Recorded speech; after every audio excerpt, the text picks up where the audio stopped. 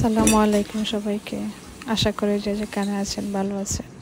আলহামদুলিল্লাহ আমরাও ভালো আছি। আজকে নতুন আরেকটা ভিডিও নিয়ে হাজির হয়েছি আপনাদের সাথে। আজকে আমি দেখাবো আমি কিভাবে বড় মাছের শুটকি ভর্তা করি। আমি যেভাবে ভর্তাটা করি আমি সেইভাবে আপনাদের সাথে শেয়ার করতেছি। এখন আমি শুটকিটাকে ভালোভাবে ভেজে নিব। প্রায় আধা ঘন্টা লেগেছে আমার শুটকিটা ভেজে নিতে। শুটকির সাথে আরও কিছু রান্না করেছি, ডাল বোনা করেছি, চিকেন রান্না করেছি। চিকেনের মশলাটা বসিয়ে দিয়েছি।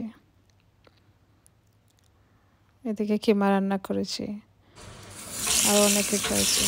শুটকিটা আমার ভাজা হয়েছে, এখন আমি ভালোভাবে ধুয়ে নিয়েছি। ধুয়ে একটা ক্যালেন্ডারের মধ্যে পানিটা একটু ঝরিয়ে নিয়েছি।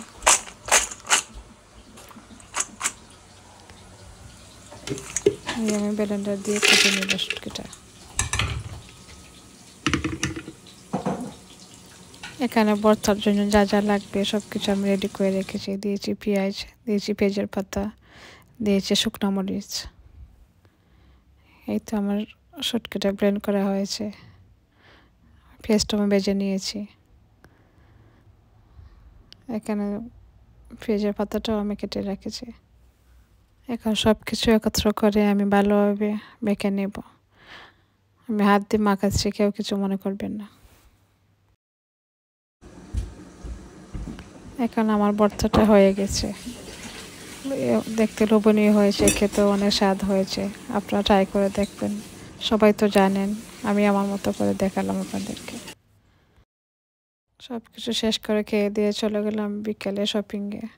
আমাদের ঘরে কিছু শপিং লাগবে, তাই আজ রাতে চলে গেলাম। কী কী শপিং করেছি আপনাদেরকে ঘরে এসে দেখাবো। আর যদি আপনাদের কাছে আমার ভিডিওটা ভালো লাগে প্লিজ সাবস্ক্রাইব করে আমার পাশে থাকবেন, একটা লাইক দিয়ে দেবেন, ভালো লাগলে শেয়ার করবেন।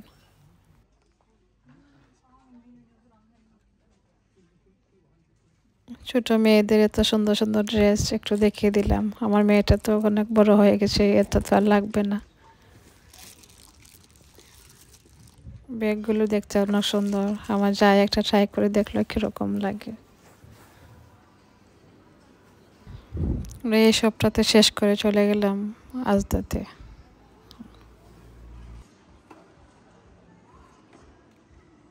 এখানে এত সুন্দর করে সাজিয়ে রেখেছে তারা নিউ বর্ন বেবিদের জন্য।